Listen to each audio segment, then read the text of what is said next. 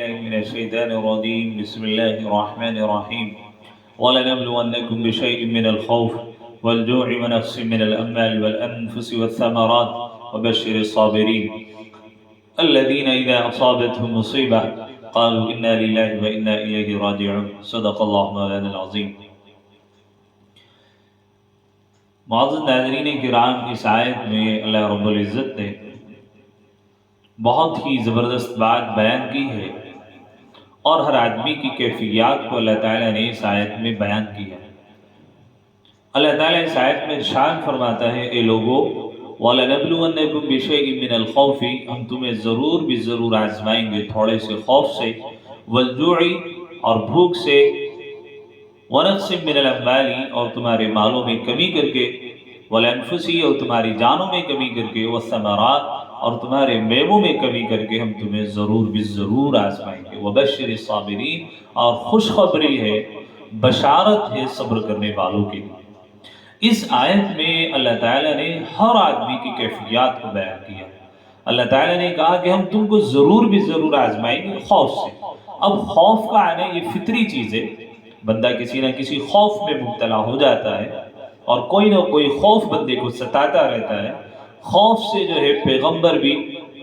معصوم نہیں رہے ہیں، پیغمبروں کے اوپر بھی خوف طاری ہوا. جیسا کہ حضرت موسیٰ علیہ السلام کوہ طور پر جب اللہ کے پاس گئے اور آپ نے اپنے عصا کو زمین پر ڈالا اللہ کے حکم سے تو وہ اژدہا بنا، تو حضرت موسیٰ علیہ السلام فوراً جو ہے سرپٹ دوڑ پڑے. اللہ تعالیٰ نے حضرت موسیٰ کو کہا، اے موسیٰ تم کیوں دوڑ رہے ہو، اس کو عصا کو اپنے پکڑ لیجئے، یہ آپ کا عصا ہی ہے. تو حضرت موسیٰ علیہ السلام جیسا جلیل القدر پیغمبر بھی اس چیز سے باہر نہیں تھا کہ ان کے اوپر بھی خوف طاری ہوا ہے. تو خوف کا آنا یہ فطری چیز ہے، ہر انسان کے اوپر خوف آ سکتا ہے، خوف اس کو ستا سکتا ہے، اور اللہ نے بھی قرآن میں کہا کہ ہم تمہیں ضرور بھی ضرور آزمائیں گے خوف سے. اب خوف اصل چیز اللہ کا ہے. بندہ خلوت میں جلوت میں ہم وقت اللہ کا خوف دل کے اندر بٹھائے تو پھر بندہ معصیت سے رک جاتا ہے اگر بندے کے دل میں اللہ کا خوف ہو. باقی اللہ نے کہا ہم تمہیں ضرور بھی ضرور آزمائیں گے خوف سے.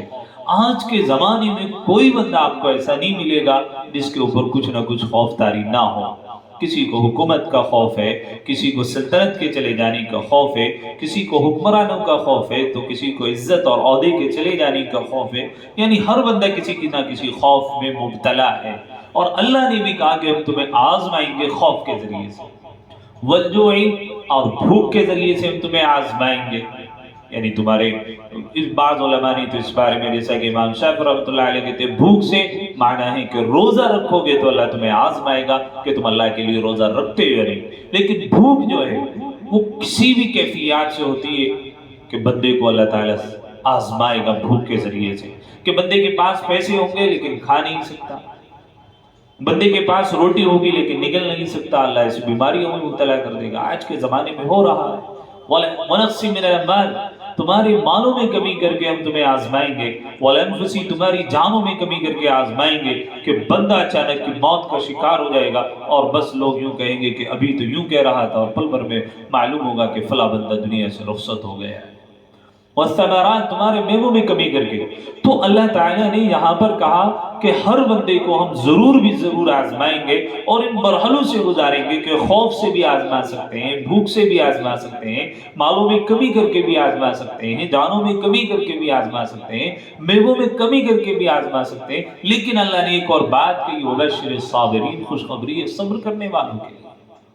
اللہ نے آگے اسی آیت میں کہا الَّذِينَ إِذَا أَصَابَتْهُمْ مُصِيبَةٌ قالوا انا للہ و انا الیہ راجعون. کہ اہل ایمان پر جب کوئی مصیبت آن پڑتی ہے تو وہ یوں کہتے ہیں انا للہ و انا الیہ راجعون، کہ یہ مصیبت اللہ کی طرف سے ہے، و انا الیہ راجعون، اور ہمیں بھی اللہ کی طرف لوٹ کر کے چلے جانا. اب انا للہ و انا الیہ راجعون کو لوگوں نے صرف میت پہ پڑھنے کی دعا سمجھ لیا. حالانکہ انا للہ و انا الیہ راجعون کا مطلب یہ ہے، حدیث میں آتا ہے اللہ کے نبی نے فرمایا کہ تمہارے پاؤں میں کانٹا بھی چبھتا ہے تب بھی تم انا للہ و انا الیہ راجعون پڑھو، کہ یہ مصیبت اللہ کی طرف سے ہے اور اللہ کی طرف ہمیں لوٹ کر کے جانا ہے. تو اہل ایمان کے لیے اس میں اتنی زبردست جرات مندی اور حوصلہ مندی کی بات ہے کہ ہم جب اللہ کے فیصلوں پر راضی ہیں تو بس بندے کو اللہ کے فیصلے پر راضی رہنا چاہیے، وہ اللہ کسی بھی حالات میں رکھے۔ اب یہاں پر بندہ دو چیزوں کا شکار ہوتا ہے۔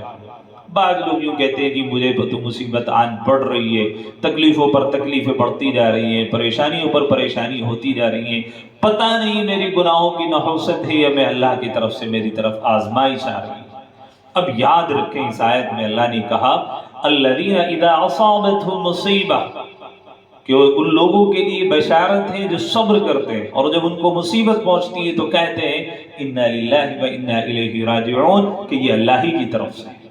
یعنی اللہ کے ہر فیصلے پر وہ راضی رہتے ہیں۔ اور اس کے بعد اللہ نے اگلی آیت میں کہا اولئک علیہم صلوات من ربہم ورحمہ، کہ یہی لوگ ہیں کہ جن کے اوپر اللہ کی رحمت ہے، اس کی برکتیں ہیں، واولئک هم المہتدون، اور یہی لوگ سیدھے رستے پر ہیں۔ اب یاد رکھیں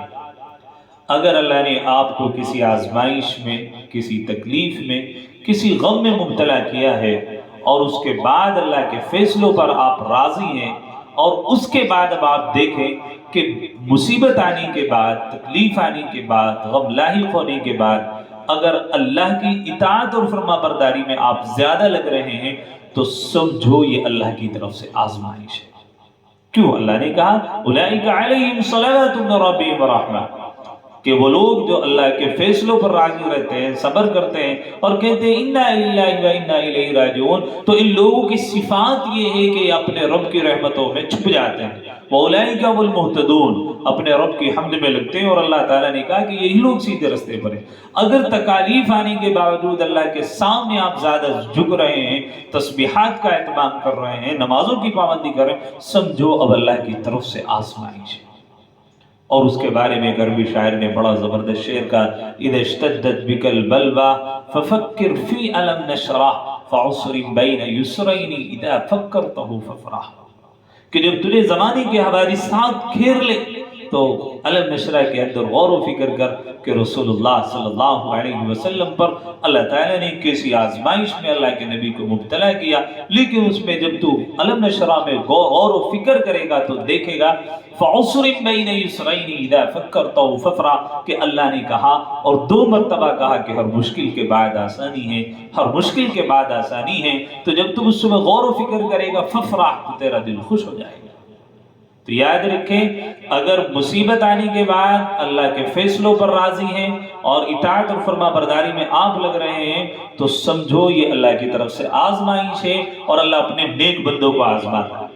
اور اگر خدا نہ خواستہ تکالیف میں مبتلا ہیں، پریشانیوں میں مبتلا ہیں، اور اس کے بعد اللہ کے سامنے جھکنے کی توفیق نصیب نہیں ہو رہی، تو یاد رکھیں پھر یہ گناہوں کی نظم و نحوست ہے۔ اس کو اللہ نے قرآن میں بیان کیا فَكَيْفَ إِذَا أَصَابَتْهُمْ مُصِيبَةٌ، اللہ کہہ رہا ہے قرآن میں کہ جب تم کو کوئی مصیبت پہنچتی ہے بما کسبت ایدیہم، تو وہ تمہارے ہاتھوں کی نحوست ہوتی ہے، تمہارے کیے کی کرتوت ہوتی ہے۔ اس لیے بندے کو چاہیے اللہ سے توبہ استغفار کرے، اور اللہ نے توبہ استغفار کے بارے میں یوں کہا قرآن کریم میں فَقُلْتُ اسْتَغْفِرُوا رَبَّكُمْ إِنَّهُ كَانَ غَفَّارًا يُرْسِلِ السَّمَاءَ عَلَيْكُمْ مِدْرَارًا وَيُمْدِدْكُمْ بِأَمْوَالٍ وَبَنِينَ وَيَجْعَلْ لَكُمْ جَنَّاتٍ وَيَجْعَلْ لَكُمْ أَنْهَارًا، کہ جو لوگ ہم سے توبہ اور استغفار کرتے ہیں، گناہ ہو جاتا ہے، توبہ کر لیتے ہیں، استغفار کرتے ہیں، تو ہماری رحمت ان کے اوپر موسلا دھار بارش کی طرح برستی ہے۔ وَيُمْدِدْكُمْ بِأَمْوَالٍ، پھر اللہ ان کے مالوں میں اور ان کے اولادوں میں بڑھوتری نصیب کرتا ہے۔